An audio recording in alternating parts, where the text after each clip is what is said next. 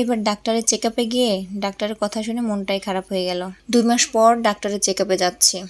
গত মাসের 16 থেকে 20 তারিখের মধ্যে হলো যাওয়ার কথা ছিল, কিন্তু দেশের পরিস্থিতি খারাপের জন্য আর বাসা থেকে বের হতেই পারিনি। তো অনেকগুলো টেস্টও দিয়েছিল এর আগে, তো সেগুলো করা হয়েছে। তো সেগুলোর রিপোর্ট নিয়েই হলো গতকালকে গিয়েছিলাম ডাক্তারের কাছে। 5টার দিকে হলো বাসা থেকে বের হয়েছি। তো ঢাকা ইউনিভার্সিটির ভিতর দিয়ে যাচ্ছিলাম, ছাত্রছাত্রীদের এই পেন্টিংগুলো দেখছিলাম।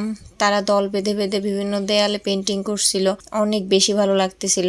আসলে দেশকে সামনে এগিয়ে নিয়ে যেতে পারবে একমাত্র এই তরুণ তরুণীরাই। আর এগুলো দেখেও মনেও একটা আলাদাভাবে শান্তি লাগতেছিল।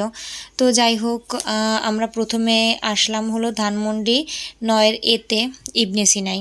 এখানে ডায়াবেটিক্স আর থাইরয়েডের জন্য একজন ডাক্তারকে দেখাই। ভেতরে এসে বসলাম, এখনও ডাক্তার আসেনি, বলল একটু সময় লাগবে আসতে। আমার সিরিয়ালটা প্রথম দিকেই ছিল, কিন্তু ডাক্তার আসতে একটু দেরি করায় আমাদের বেশ কিছুক্ষণ বসতে হয়। আর ওই যে ওদিকে মেহেরিমা তার এক বন্ধু পেয়ে গেছে, একই বয়সী হবে হয়তো, এসেই সে তাকে ফ্রেন্ড বানিয়ে দিয়েছে আর সে খেলা শুরু করে দিয়েছে। যেখানে যাবে সেখানেই তার ফ্রেন্ড হয়ে যাবে, তার আন্টি হয়ে যাবে, তার আঙ্কেল হয়ে যাবে, মানে সব কিছুতে এক্সপার্ট। তো যাই হোক, আমি এখানে হলো জুবাইদা নাজনীন ম্যামকে দেখাই। মেহেরিমার সময়ে আমার থাইরয়েডের সমস্যা ছিল, তো তখন থেকেই হলো আমি ম্যামের কাছে দেখাই, মানে থাইরয়েডের জন্য। আর এবারের প্রেগনেন্সিতে তো থাইরয়েডের সাথে ডায়াবেটিক্সও আছে। তো ম্যাম কিন্তু অনেক ভালো, অনেক বেশি আন্তরিক। আসলে বড় ডাক্তার তো অনেক আছে, কিন্তু ডাক্তারের ব্যবহারটাও ভালো হওয়া খুব জরুরি। কারণ ভালো ডাক্তার প্লাস ভালো ব্যবহার করে যে ডাক্তারগুলা, সেই ডাক্তারগুলোর কাছে গেলে রোগী তাড়াতাড়ি মনে হয় সুস্থ হয়ে যায়। তো ম্যামও কিন্তু সেরকমই একজন ডাক্তার। এই তো ইবনে সিনা থেকে ডাক্তার দেখিয়ে এবার আসলাম হলো ধানমন্ডির পপুলারে। তো এখানে একজন গাইনি বিশেষজ্ঞের আন্ডারে আছি। প্রেগনেন্সি শুরু থেকেই এখানে দেখাই গাইনি। এখানে হলো জয়শ্রী সাহা ম্যাডামকে দেখাই। এই ম্যামও অনেক ভালো, অনেক সময় নিয়ে রোগী দেখে এবং ব্যবহারও খুবই ভালো।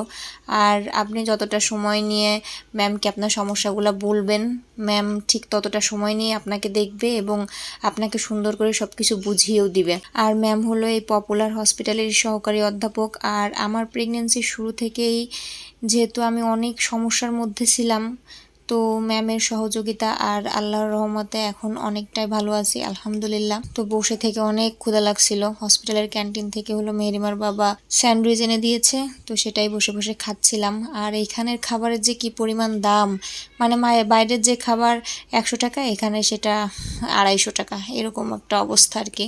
তো যাই হোক, এখানে আমার 14 নম্বর সিরিয়াল ছিল, তো খুব বেশিক্ষণ বসে থাকতে হয়নি।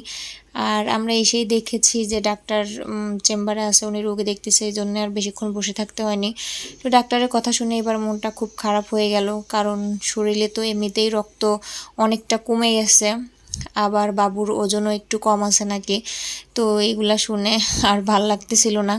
কিন্তু এখনও বেশ, যেহেতু অনেকটা সময় আছে, তাই বলল যে বেশি বেশি খেতে আর বেশি বেশি নিজের যত্ন নিতে হবে।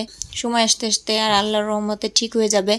আর রক্তের জন্য হলো ইঞ্জেকশন দিয়েছে, 15 দিন পর পর এক একটা নিতে হবে। তো দেখা যাক, আল্লাহ ভরসা। ডাক্তার দেখিয়ে আসলাম হলো খেতে স্টার কাবাবে। তো এখানকার খাসির রেজালাটা আমার খুব প্রিয়। আর এখানে সবজি মিক্সড যে সবজিটা পাওয়া যায় ওটাও খুব ভালো লাগে। তো বললাম যে আমরা সাদা ভাতই খাই, যেহেতু রাত হয়ে গেছে, এখন আর নান রুটি টুটি ওগুলা খেতেও ইচ্ছা করতেছিল না। তো এই তো আমরা খাওয়া দাওয়া শেষ করব, বাসায় ফিরতে ফিরতে হয়তো 11টা বেজে যাবে রাত। তো আজকে পর্যন্তই, সবাই দোয়া করবেন আমার জন্য যেন আমি সুস্থ থাকি, ভালো থাকি। আপনারাও সবাই ভালো থাকবেন। আল্লাহ হাফেজ।